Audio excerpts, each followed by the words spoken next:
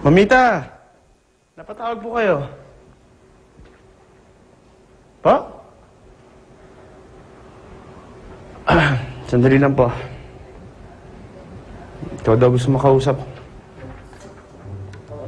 Hello, Mamita! Po? Ngayon po? O, sige po. Sige po. Okay, bye. Ano daw? Susunduin niya ako. Saan ba kayo pupunta? Aba, di ko alam. Sabihin sa'yo. Nagiging close na, ha?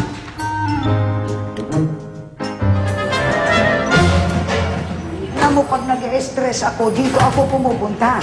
Nawawala ang stress ko. Pagkatapos, I get fit. Pero hindi naman po ako marunong mag-boxing eh. Hindi. Alalayan ka ng aking trainer na si George. Ano po? Hello. Sige. Oo nga, madali lang yan. Madali lang yan. Sige, asintayin mo lang yung bag. Yeah. Ano po? Sus Maria, wala ka na bang ilalakas? Hanggang dyan ka lang ba? Ayun. Alright. Sige. Sige, Oh. Sige. asintayin mo lang. Tulungan mo. Asintayin mo lang, sige. Sige pa, isa lang naman yan eh. Bigay mo talaga. Oh. Thank you. Umalis ka dyan. Mag-uusap kami. Anyway, Justine. Ayoko maging kontrabida sa buhay mo, okay? Pero ilang beses na kayong pinaghiwalay ni Elaine, yet nakikita pa rin kayong dalawa. Ngayon, kung gusto mo talaga si Elaine, go ahead. Total, mukhang in love din naman sa'yo yung girl lalo. H, ano ka ba? Magkaibigan lang kami ni Elaine. Hello? Wow! Showbiz? Ako ba siya showbizin mo? Napaka-showbiz naman ang sagot mo, Justin. Manager mo ako, alam ko yan. Eh, alam mo, hindi ko lang maintindihan. Bakit naman kasing kung gusto mo talaga si Elaine, alam ko naman patay na patay ka kay Elaine, dati pa.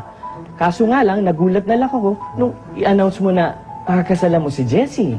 May advice po ba kayong mabibigay sa akin? Alam mo, ganito yun. Pag nagpa-punching bag ka, isipin mo lang yung tao talagang galit na galit ka. Yung tao na isang taon ng kaasaran mo. Talagang isang taong gusto mong suntukin. Yan. Tapos yan, gagawin mo. Tignan mo. Ready? Isipin mo. Go! Go! Ano? Ay, sino plastic? Ano? Tama na. Oh. Okay. As a manager, since alam ko na yung kontrata ng marriage ng Epeke, bakit na lang hindi mo hiwalayan si Jessie at si Elaine na lang ang pakasalan mo? Ano? H, ano ka ba? Hindi pwede. Bakit hindi pwede? Ano ka ba? Dahil ano? Dahil? Dahil... Alam mo na. Yung karir ko. Okay ka na? Oo. Punta lang ako doon, ha? Sige. Sige, George. Ako, Mamita, ang sarap.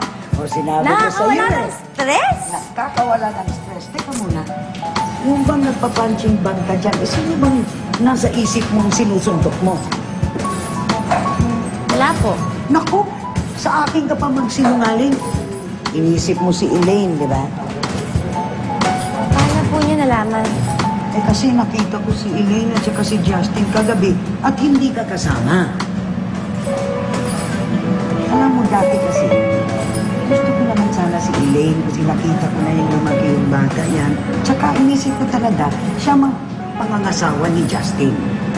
Pero noon yun, Jessie, hindi na ngayon na ikaw makapasok ka na sa pamilya namin, napamahal ka na sa amin, pagkatapos nakita ko yung sincerity mo sa pamilya namin.